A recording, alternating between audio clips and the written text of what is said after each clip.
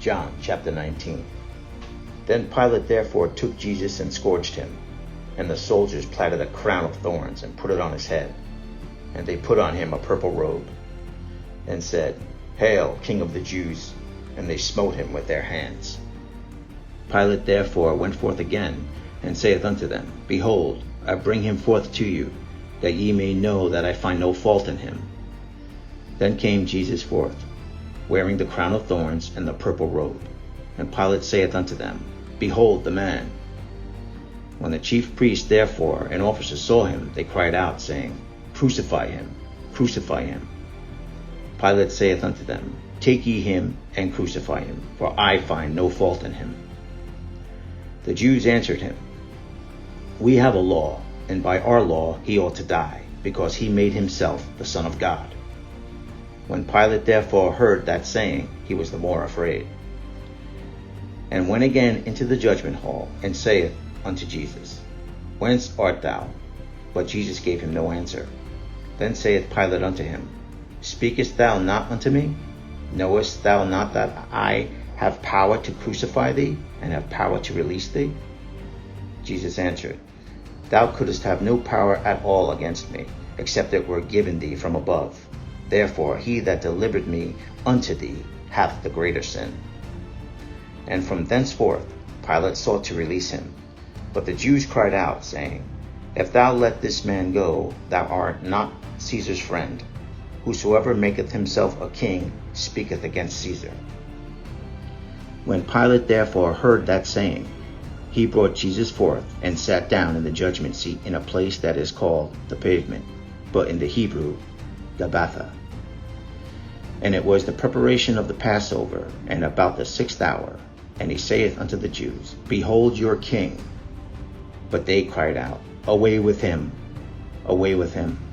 crucify him. Pilate saith unto them, Shall I crucify your king? The chief priest answered, We have no king but Caesar. Then delivered he him therefore unto them to be crucified. And they took Jesus and led him away. And he, bearing his cross, went forth into a place called the place of a skull, which is called in the Hebrew Golgotha, where they crucified him, and 2 other with him on either side, one and Jesus in the midst. And Pilate wrote a title and put it on the cross, and the writing was, Jesus of Nazareth, the King of the Jews. This title then read many of the Jews, for the place where Jesus was crucified was nigh to the city, and it was written in Hebrew and Greek and Latin.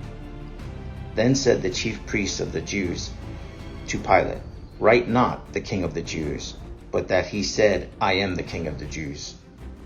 Pilate answered, What I have written, I have written.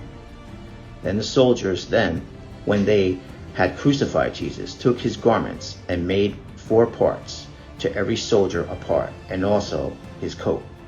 Now the coat was without seam, woven from the top throughout.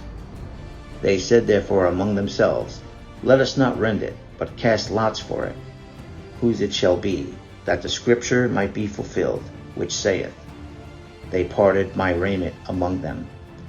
For my vesture they did cast lots. These things therefore the soldiers did. Now there stood by the cross of Jesus his mother and his mother's sister, Mary the wife of Cleophas, and Mary Magdalene.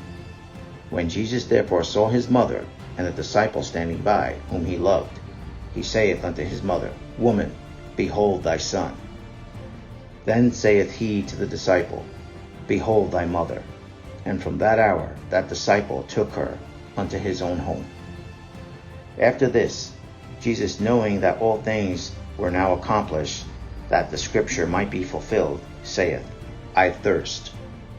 Now there was a set vessel full of vinegar, and they filled a sponge with vinegar, and put it upon hyssop, and put it to his mouth. When Jesus therefore had received the vinegar, he said, It is finished. And he bowed his head and gave up the ghost. The Jews therefore, because it was the preparation, that the bodies should not remain upon the cross on the Sabbath day, for that Sabbath day was an high day, besought Pilate that their legs might be broken, and that they might be taken away. Then came the soldiers, and brake the legs of the first, and of the other which was crucified with him. But when they came to Jesus, and saw that he was dead already, they brake not his legs. But one of the soldiers with a spear pierced his side, and forthwith came there out blood and water. And he that saw it bare record, and his record is true, and he knoweth that he saith true, that ye might believe. For these things were done, that the scripture should be fulfilled, a bone of him shall not be broken. And again another scripture saith, they shall look on him whom they pierced.